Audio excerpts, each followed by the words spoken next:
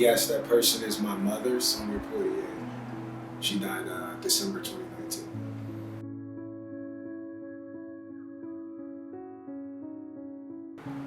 My favorite memory that I have with my mother, oh man, there's so many to choose from.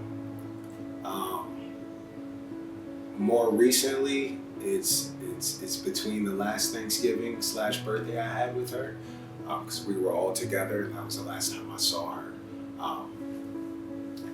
alive and well. Mm-hmm. And then the other was at my cousin's wedding.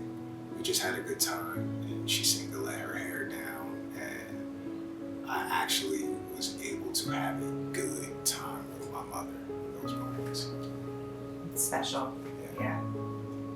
I would say my favorite memory is baking. She did most of the baking. She loved baking. She did a lot of it with her kids, which is children that we take care of now, Eric's sisters. And I just try to keep her memory alive through continuing that baking. She was so talented. I can't, I don't think I could beat her talent, but my favorite memory is baking.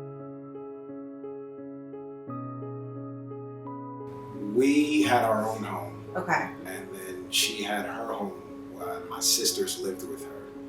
And when she passed away, because her home had more space, we rented out our home. And then we had to move ourselves and our children down to my mother's house, which was a whole other set of adjustments and loss and adding to the grief.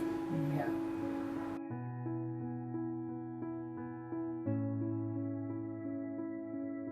We have 2 boys and a girl, and she lived in Middletown with her 4 children, actually, at that time. Yes. So when she passed away, we had to combine into one household.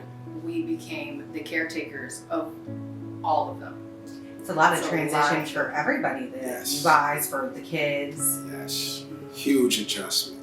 Yeah. It was a huge adjustment. Yeah, so not only were we dealing with grief at the time, I mean, the abrupt changes, it was an extreme challenge, emotionally, physically.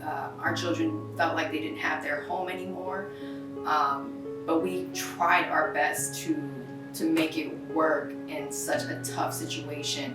And then not too long after moving in together, and COVID hitting it, I believe. Yes. Right after. You know, it became tough, but we did find out about supporting kids, and I just knew that we had to come here.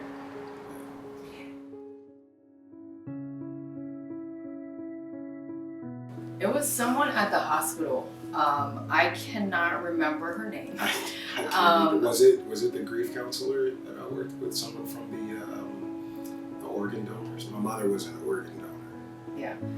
So it may have been someone from the Gift of Life organization. That's what it is. And they told us about supporting kids. And I looked into it, and I'm not gonna lie. At first, I didn't want to do it. But I think after reading a bit more about supporting kids, I felt like it was the right move to make. We didn't know anything about grief, and we surely didn't know how to handle it between ourselves, and then trying to teach the children about grief. So when they say it takes a village, it truly does, and I feel like supporting kids definitely helped us with that. Not only were we learning, but the children were learning as well.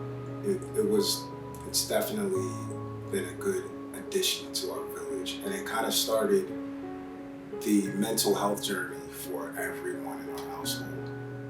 Everyone has their own therapist now, and just it really was the start of things flourishing for us with our mental health while dealing with the grief.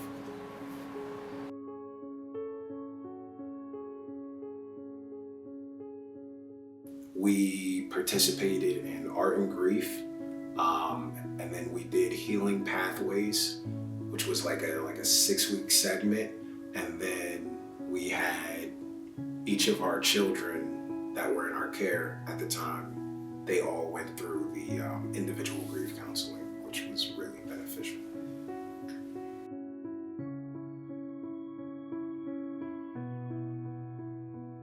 it's not just accepting that the person is gone, but also, for me anyway, it was accepting who they were as a whole person, not just romanticizing them. That helped me let go, to know that my mother was a complex individual with nuances and flaws and awesomeness and some things I didn't care for, and she was a whole person, and she lived and she died, and I got to experience her for that period of time, and I can accept that and almost be grateful and move forward.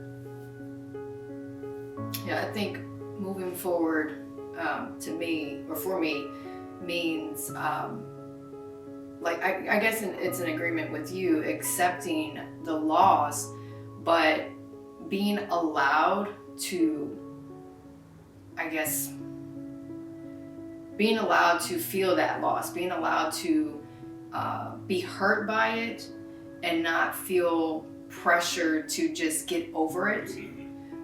So I can now experience the loss or know that I have lost this person, but I can still be me. I don't have to be completely down and out every day. I don't have to be hurt every single day. I mean, of course it was a challenge when this all first happened, but I can now move forward, meaning I will still cherish this person. They will still be in my memory. They will still always be there, but I don't have to be down and out all the time now. I can still be me and still have this person with me.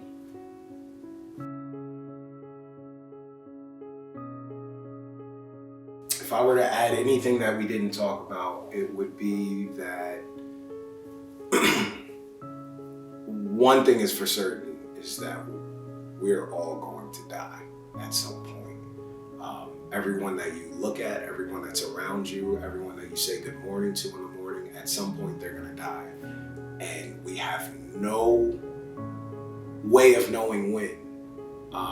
So I would say one of the things that this program has showed me, and what Supporting Kids has showed me, is that we really should value and cherish the people around us and the time that we have, because at any moment you could be missing someone. So that's all I would add. Supporting Kids, I think, really gave them the foundation to build on. Yes. When it comes to grief, knowing what it means, knowing how to navigate through it, understanding it as a whole. A lot of them, they were too young to understand. And even with their individual counseling, I think it helped them even more. It wasn't just healing pathways. It wasn't just art and grief. I mean, everything combined. It was the combination of all those things. Yes, it helped them to just navigate it and give them that foundation. My name is Eric Gross. And my name is Nadia Gross. And we are proud to be a part of the Hearts That Heal campaign.